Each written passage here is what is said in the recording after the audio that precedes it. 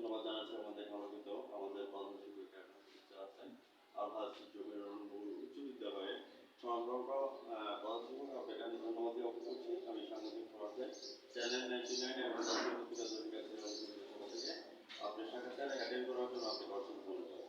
আমি আপনার কাছে জানতে চাচ্ছি আপনি এই স্বনামধন্য স্কুলের মধ্যে প্রধান শিক্ষক হিসাবে জয়েন করাতে আপনার অনুভূতিটা কেমন হয়েছে? আপনার চ্যানেল 99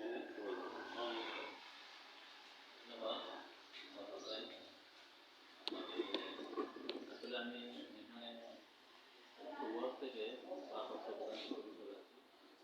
আমার আগে যে ছিলেন রিটায়ার্ড হয়ে গেছেন, এখন আমি প্রায় 6-7 মাস চলতেছি।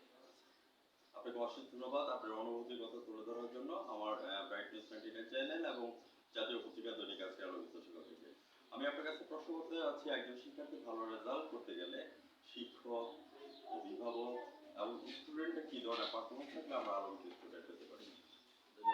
যে একজন স্টুডেন্ট ভালো রেজাল্ট করতে হলে আসলে শিক্ষকদের ভূমিকা, মা বাবার ভূমিকা এবং তার পড়াশোনার প্রতি মনোযোগ, তিনটে বিষয়ে সমন্বয় থাকতে হবে। রাইট।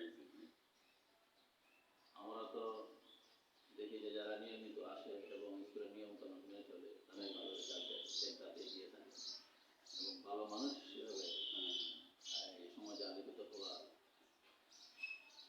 একটা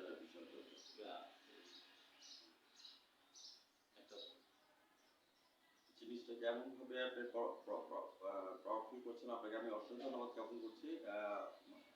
ভারপ্রাপ্ত আমাদের প্রধান শিক্ষক হিসাবে জাস্ট আমি আপনাকে একটু কোঅপারেশন দিচ্ছি এই জন্য যে জিনিসটা আপনি বোঝা যাচ্ছেন যে মানে একটা শিক্ষার্থী ভালো রেজাল্ট করতে গেলে জাস্ট একটা ত্রিভুজের সাথে জিনিসটাকে তুলনা করা হয়।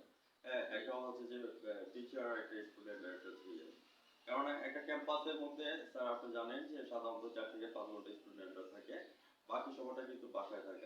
আদৌ স্কুলে আসলো কিনা, গেল কিনা, খেলার মাঠ ঠিক মতো গেল, পাঠা ঠিক মতো করতো কিনা, CWSW হলো কিনা, ওই যদি লোকার্পণ করে তাহলে অভিভাবকের ভূমিকা সবচেয়ে বেশি। হ্যাঁ, তো সেই সুবাদে আপনি যে আমি যে তিনের কমপ্লিমেন্ট নিয়ে বললাম যে ত্রিভুজ আকারে যদি ত্রিভুজ আকারে আপনাকে আমি একজন পদাধিকারী আপনাকে আমি অ্যাপ্রিসিয়েট করছি আপনার সাক্ষাৎকারের আমি বাই দ্য ওয়ে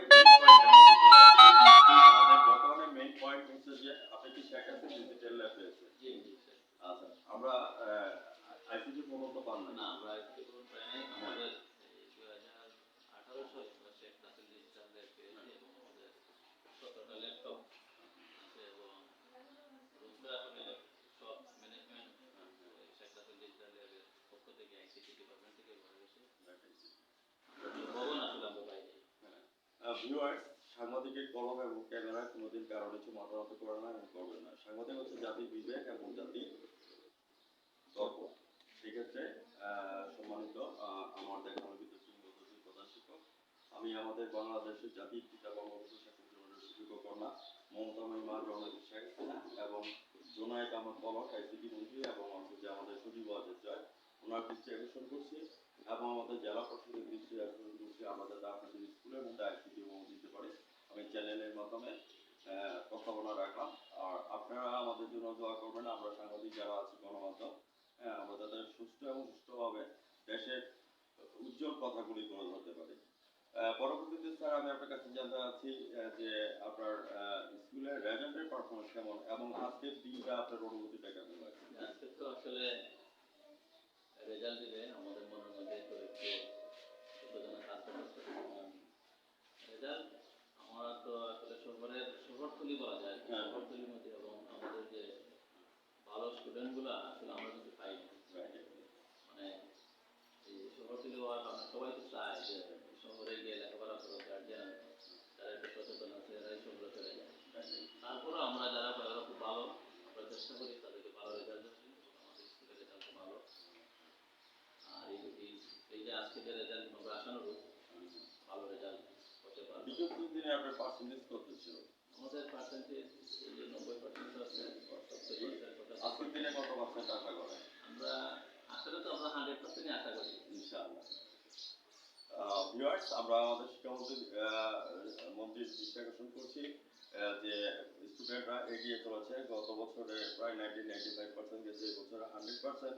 স্যারের কনফিডেন্স আছে যে 100% স্টুডেন্ট এসএসসি পরীক্ষায় জয়মালা নিয়ে আসবে, গোল্ডেন এ প্লাস নিয়ে আসবে। তো সেই প্রত্যাশা নিয়ে আমি স্যার আমি ভারপ্রাপ্ত হেড স্যার হিসেবে আপনার কাছে জানতে চাচ্ছি যে what's your next dream and next গোল? আগামী দিনে আপনার স্বপ্নটা কি আছে, এই কথা তুলে ধরবেন। সম্মানিত স্যার। ধন্যবাদ। আগামী দিন আমরা চাই যে আমাদের বাচ্চারা যারা স্টুডেন্ট আছে তারা ভালো রেজাল্ট করুক। হুম, যেহেতু আমরা এখানে আছি, আমরাও চাই যে প্রতিষ্ঠান আলোকিত হোক হুম, এবং এই সব বাচ্চা কাচ্চা যাতে স্কুলমুখী হয়, এটাই আশা করি ধরে পড়া যাতে কমে যায়। এবং আমাদের মাননীয় প্রধানমন্ত্রী শেখ হাসিনা উনি তো 21-41 সালে ডিসিশন ডিসিশন এটা একটা থেকে যে স্মার্ট বাংলাদেশ। স্মার্ট বাংলাদেশের সময়, আর সবচেয়ে বড় কথা কি উনি তো বিনামূল্যে বই বই দেওয়া বিতরণ, শুরু করছে। বছরের প্রথম দিন। যার জন্য অনেক সুযোগ সুবিধা আছে, সবাই লেখাপড়া এবং পাশাপাশি উপবৃত্তিটা চালু আছে।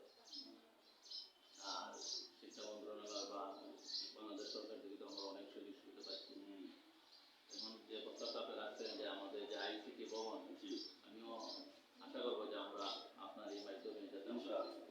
এই আইসিটি ভবনটা দ্রুত পেয়ে যাই, তাহলে আমরা অনেক উপকৃত হবো। আইসিটি ভবন নিয়ে আমি সাংবাদিক হিসেবে, আমি একটা ক্ষুদ্র সাংবাদিক হিসেবে একটা কথা বলবো। থাকবো না বদ্ধ করে দেখবে এবং জগৎ থাকে কেমন করে খুশি মানুষ যুগান্তরে ঘুরে থাকে। আইসিটি ভবন যতক্ষণ পর্যন্ত আপনারা না পাচ্ছেন, ততক্ষণ পর্যন্ত আমি ক্ষুদ্র সাংবাদিক হিসাবে লড়েই যাব আইসিটি ভবন দেওয়ার জন্য। এবং মাননীয় প্রধানমন্ত্রী মমতা জননেত্রী শেখ হাসিনা ওনার কাছে আবদার, এবং হচ্ছে যে আমাদের শিক্ষামন্ত্রীর কাছে আবদার যে আমরা অতি শীঘ্রই যাতে আপনাদেরকে আইসিটি ভবন দিতে পারি। ধন্যবাদ। আপনার মাধ্যমে আমরা যাতে পৌঁছাতে পারি এবং আইসিটি ভবন যাতে পাই সেই আশা প্রত্যাশা ব্যক্ত করছি। ধন্যবাদ আপনাদের। ভিউয়ার্স যারা আমার চ্যানেলের সামনে আছেন, আমার দেখা আলোকিত কিংবদন্তি ভারপ্রাপ্ত প্রধান শিক্ষক ওনার সাক্ষাৎকারটি আজকে দেখে নেবেন। আলহাজ জমিরুল নূর উচ্চ বিদ্যালয়, এবং আজকে হচ্ছে যে আমাদের রেজাল্টের দিন। স্যার 100% কনফিডেন্স এখনো মনের মধ্যে আছে, সেও আমি আমার প্রত্যাশা নিয়ে স্যারকে ধন্যবাদ জানাচ্ছি। আজ রাত 9:15 চ্যানেল থেকে দেখে নেবেন ব্রাইটনেস 99 থেকে সাক্ষাৎকারটি, এবং জাতীয় পত্রিকা দৈনিক আজকের আলোকিত সকালে আমি সাংবাদিক ফরাদ ভাই, সিলেট জেলা প্রতিনিধি এবং হচ্ছে ভ্রাম্যমাণ রিপোর্টার হিসেবে বিদায় রেখে টানছি। স্যার ভালো থাকেন, সুস্থ থাকেন, ধন্যবাদ। ধন্যবাদ।